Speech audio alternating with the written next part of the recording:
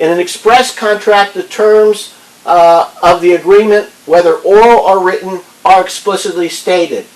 In an implied contract, the conduct of the parties can create a contract. Okay? And a contract can also be a mixture of both express and implied conduct. Okay.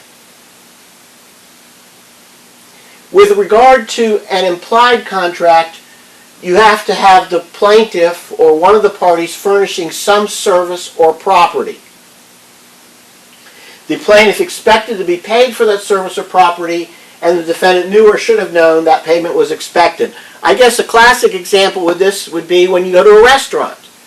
Okay? You read the menu, and the menu says for a steak it's $12. Okay? It's implied when you order that steak that you're going to pay the $12. There was no conversation where the waitress said to you, well, you're ordering the steak, that'll be $12. Do you agree to pay the $12? No, this is a situation where you have an implied contract based upon the behavior or the conduct of the parties.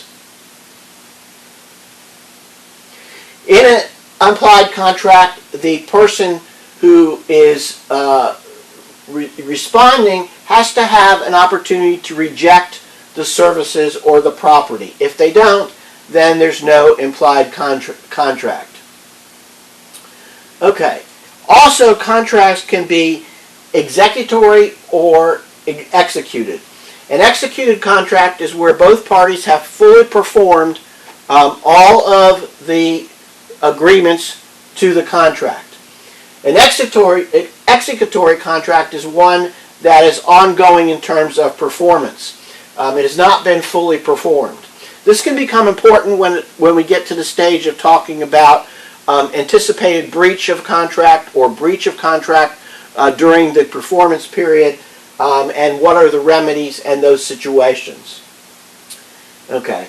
Contracts can also be divided into enforceable versus unenforceable contracts. A valid contract is one with an agreement consideration, capacity, form, and legality that's enforceable. An unenforceable contract is one that lacks one of the significant or required elements for a contract. Okay. Some contracts are voidable, some contracts are void. Depends upon the circumstances. For example, we'll be talking about when minors enter into a contract. Some contracts that minors enter into are void, and some of them are voidable by the minor. And we'll get into more detail when we talk about contracts made by minors. Okay, so the first element of a valid contract is an agreement. And that is an offer and an acceptance. The parties have to show some mutual assent to the terms of the contract. Once the agreement is reached, if the other elements are present, a valid contract is formed. So what are the requirements of an offer? The offerer has to have a serious intention to be bound by the offer. The terms have to be reasonably certain and definite, and it has to be communicated to the offeree. We judge this by a reasonable person standard. So let's go back and look at this and see, for example, the requirement that there be a serious intention to be bound by the contract. Suppose I just bought a brand new car and I'm taking you for a ride in the car, and the car stops without me stopping it. The engine cuts off. And I tell you that the car keeps doing that, and I'm so aggravated that I'd sell this stupid car to anybody for $100. Okay? That was not a serious intent. Based upon the circumstances of that situation, a reasonable person would not be selling a new car for $100, even if the new car had some problems like that. Okay? So that's how we judge the intention element.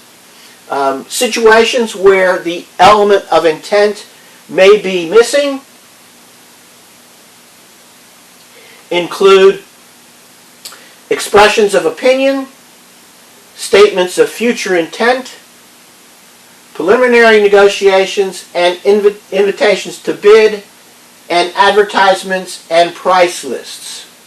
Okay, so an expression of opinion, we get into this a lot with, for example, the selling and buying of cars, the expression of the quality of the car, or an opinion to it may not be, I'm sorry, I'm confusing that a little bit, but an expression of opinion that, for example, one might be willing to buy this car is not necessarily a intent to enter into an agreement.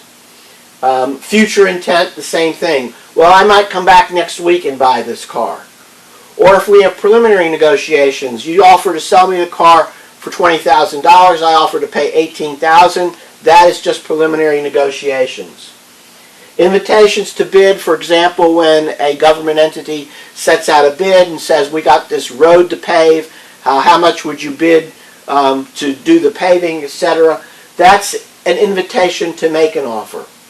Advertisements and price lists also can, in some situations, be an actual offer and agreement, but in some situations are not. We're not going to get into detail on that, but just be aware of that fact. Okay. So we kind of already talked about this. More situations where intent may be lacking. Again, with the requirements of the offer, the terms have to be definite. It should identify the parties, the object or subject matter of the contract, consideration to be paid, time of payment or delivery, and the time of payment, delivery, and or performance also needs to be in the terms in order to be definite. Okay. As I said before, under the UCC and some modern law, in some instances the courts will supply some of those terms in order to make a contract. Okay, the contract offer has to be communicated to the offeree. One cannot agree without knowing that there's been an offer or that an offer exists. An offer can be terminated by the offerer anytime before the offer has been accepted by the offeree. If the offeree rejects the offer, then the offer is no longer on the table, and therefore it cannot be later accepted by the offeree unless the offerer makes another offer. By the same token, and we'll talk about this later, if the offeree rejects the offer but makes a substituted offer, in other words, a counter-offer, the counter-offer acts as a rejection of the actual first offer, and there's no first offer on the table any longer.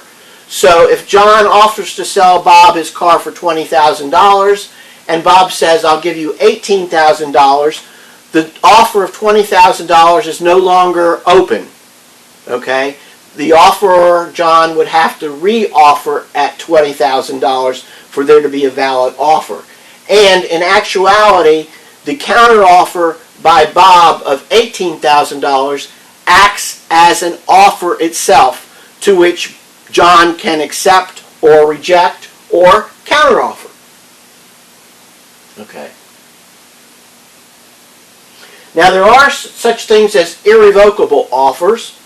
We'll talk about those a little bit later. But in an irrevocable offer,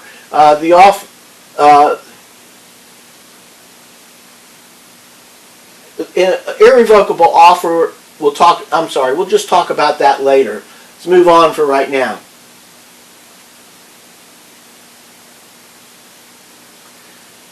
Okay, so we talked about the express repudiation by the offerer. Acts that are inconsistent would also terminate the offer. And revocation of the offer is not effective until it's received by the offeree. Okay, so if I offer to sell my car for $20,000 to Bob, and then I say, no, I'm going to sell it for $22,000, but Bob doesn't hear that, it's not a